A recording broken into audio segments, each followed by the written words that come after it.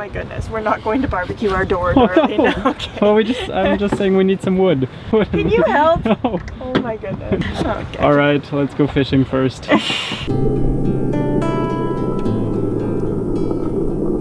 In this episode, we swim through volcanic bubbles, discover a strange and poisonous sea creature, play violin on a volcano, and try catching a squid. I'm Aladino. I'm both Swiss and Italian, and a boat builder by profession. And I'm Maya, a Canadian artist and sailor. This is our home, Magic Carpet. She's a Vinda 32, though she's only 28 feet long. And 4 years ago, she fell 20 feet off a crane onto concrete.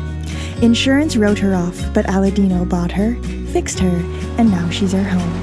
Our mission? To sail around the world as slowly as possible.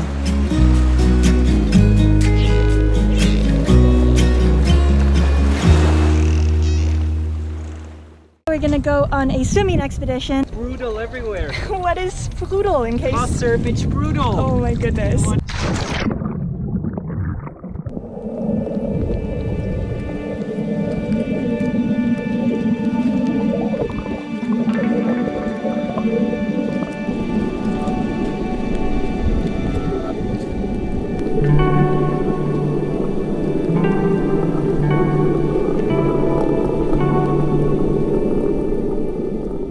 We were anchored over columns of bubbles, gurgling up from deep below the seafloor. It felt like diving in a strange underwater garden, where the towering bubble formations were the swaying tree trunks presiding over the landscape.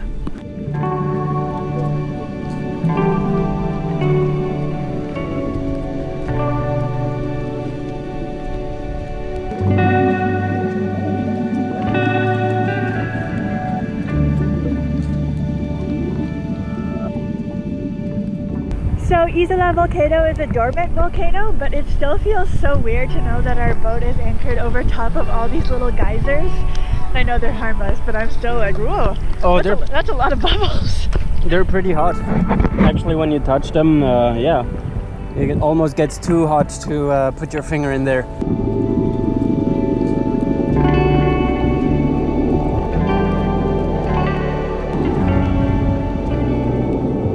This is so wild. I can honestly say I've never seen anything like this.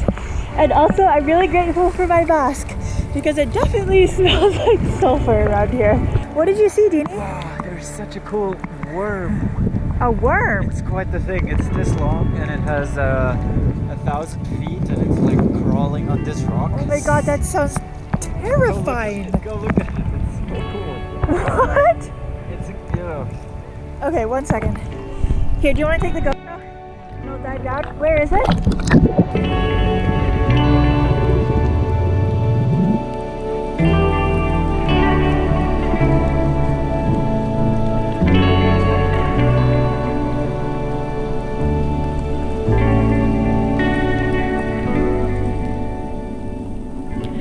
This is a bearded fireworm, a voracious predator which carries powerful venom in the white bristles which you can see on its side. Fortunately, we didn't try to touch it. If we had, we may have been rewarded with some of those bristles stuck in our fingers and a painful burning sensation for a few hours after. The fireworm usually reaches up to 35 centimeters, so this was a particularly large one. I'm not sure what it was doing on this rock, perhaps searching for its next meal of coral or crustaceans. It is simultaneously mesmerizing and terrifying to look at.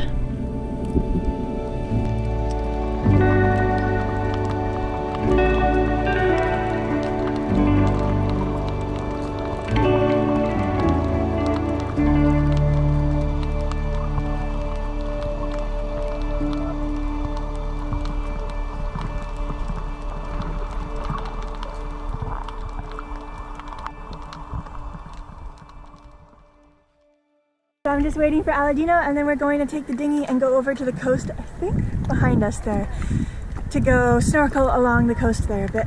So where are we going now, Deanie? I want to go on that tip there. Just less people, less... Like way over there? Yeah.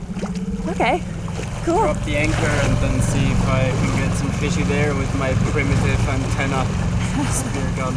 Oh my goodness, okay.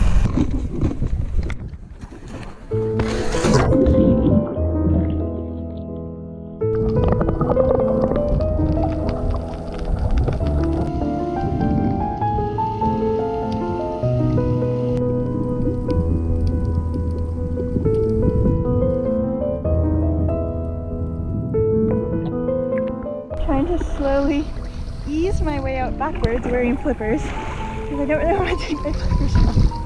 This is not the most gracefully I've ever moved. Lava stone. It's all lava. Crazy. Look at this one. I love how delicate it looks. It's just made up of these fine, fine passageways. Alright, turns out the black lava stones are way too hot from the sun for me to sit on, so I'm going to return to the water. A large school of damselfish hung out near the rocks. These small fish feed on zooplankton, and they themselves provide food for larger fish or seabirds. Swimming through a large school of them sometimes feels like swimming through a shifting underwater constellation. It can be mesmerizing.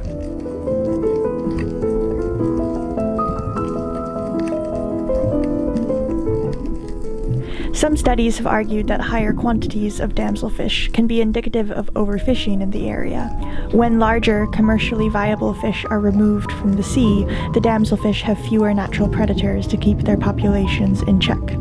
The Mediterranean is a place which suffers from chronic overfishing, and large schools of damselfish are a common sight here. I'm getting really cold though, so I think we should head back pretty soon. Alright. I might start swimming back to the dinghy. Sure. Getting shivery. Sure. Hello, Amore. Hello. Ready to go home and make lunch? Oh, I guess so.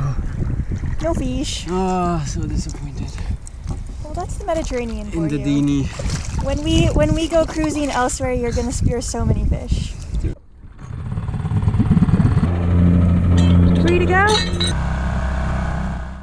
We ate some lunch and then got ready to hike up to the top of Isla di Volcano's crater. Alright, so we're both feeling really lazy. We're quite tired after our swim, I think, but sunbaked a little bit, yeah, but we're still gonna head up the volcano. And let me show you. I have my violin in a backpack, so you might know what that means. Alright, time to find the trailhead. This is what we're looking for. I'm not quite dressed like she is though. We knew we were heading in the right direction when we passed by a side of the road stand renting out hiking boots. We started up the sandy trail, sweating under the late afternoon heat. The landscape was dry and parched, baked by the relentless Sicilian sun.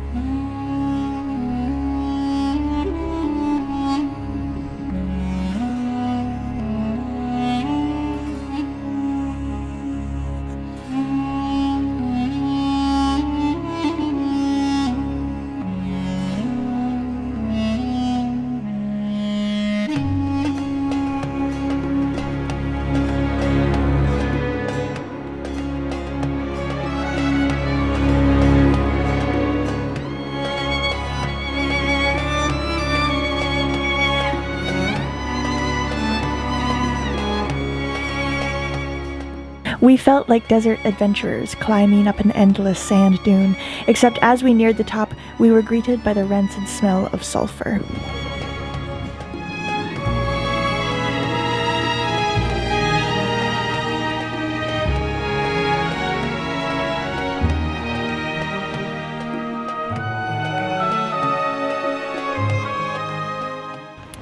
So there's this sulfur vent here, and I just wove my hand over it and it's burning hot. Crazy hot. But the hot climb up was worth it. The crater.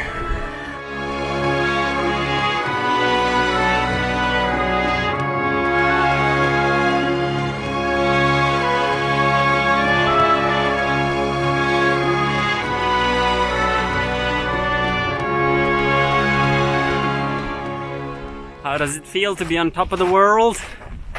Pretty cool. This is amazing. It's way more than I expected it to be. This is a giant crater. It is hella cool. Pretty amazing.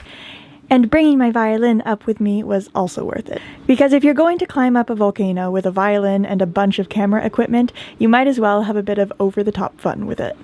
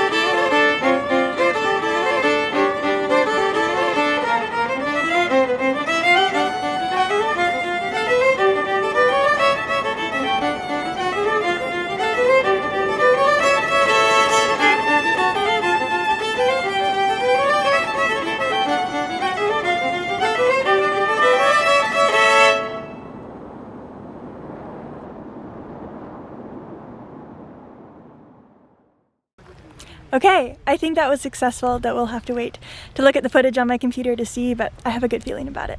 In all of the amazing places I've played my violin, this might top the list. By the way, if you're curious, the song I played was by Oliver Schroer. It's called Nutwist, or Nutwist, and Oliver Schroer taught me a lot about music when I was growing up, and the majority of the songs I know to this day are by him. As the light faded, we began our descent.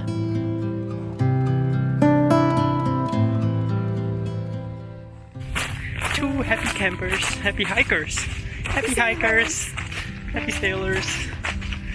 We sail the dry ash and the sulfur fart air. If you need something like that.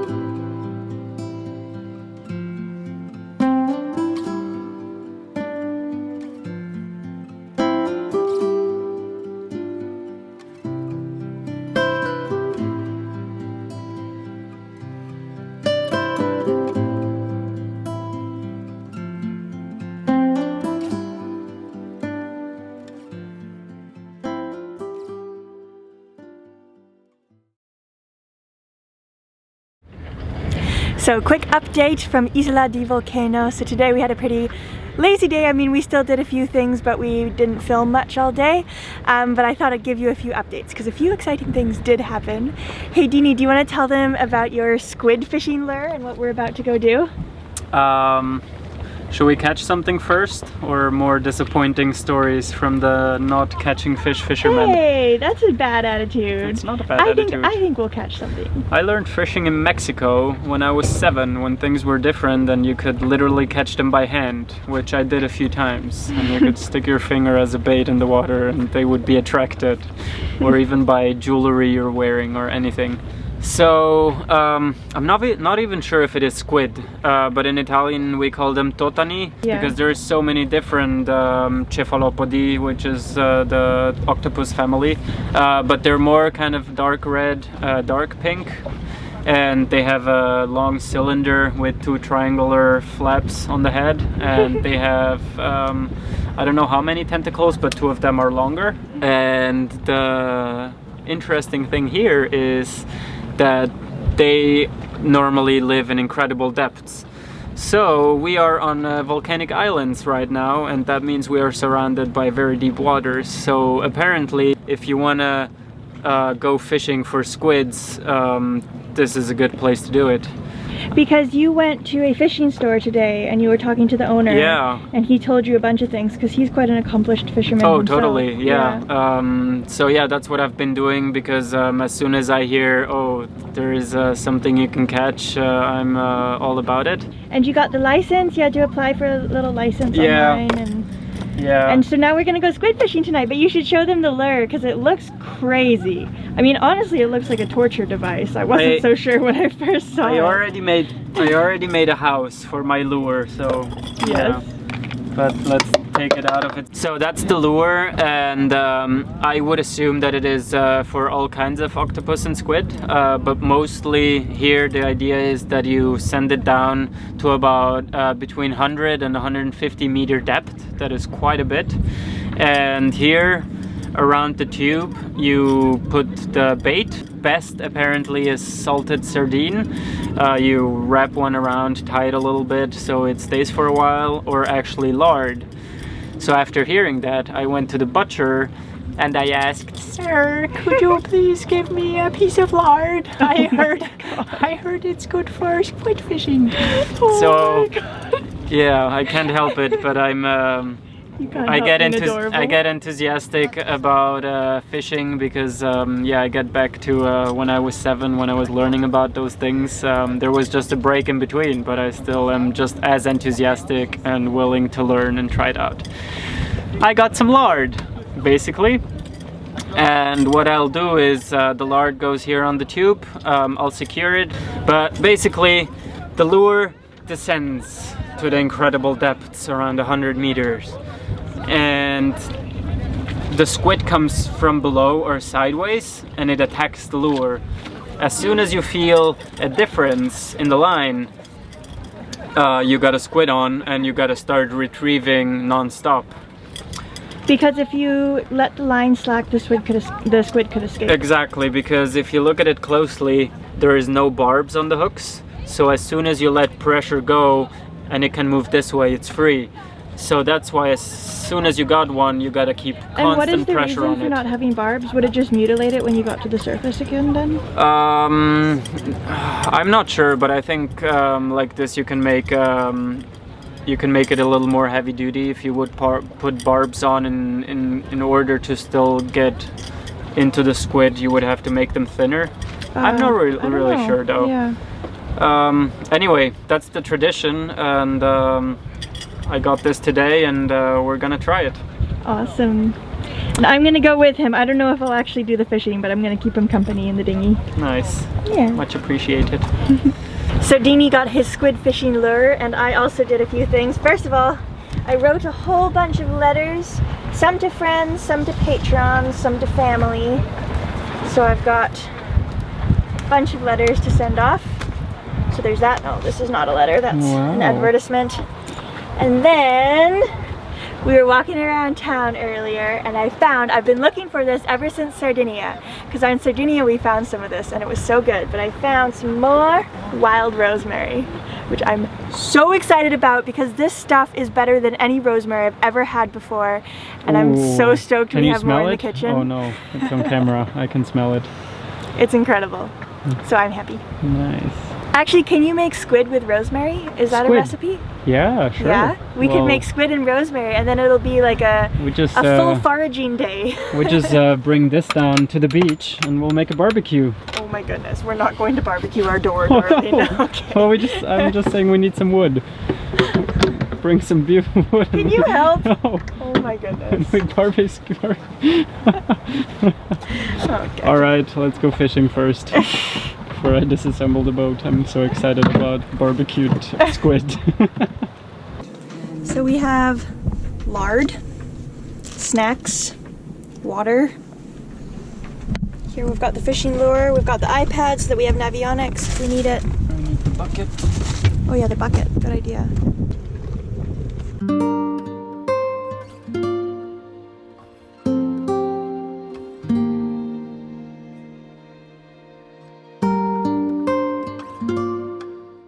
Yum.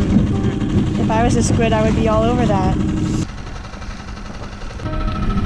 So you made the bait, and now you're putting it on the rod. Yeah, which is not correct. They recommended me using handline, which is what they did for centuries, and how the pros do it. But honestly, I'm a bit overwhelmed. I don't feel like I got the practice.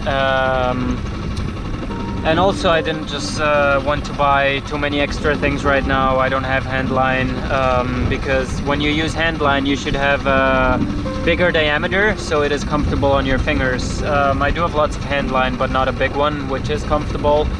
Yeah, huge respect for when you have the technique, but honestly 100 meters letting down and 100 meters back up, and that over and over again, I thought I'd use the rod.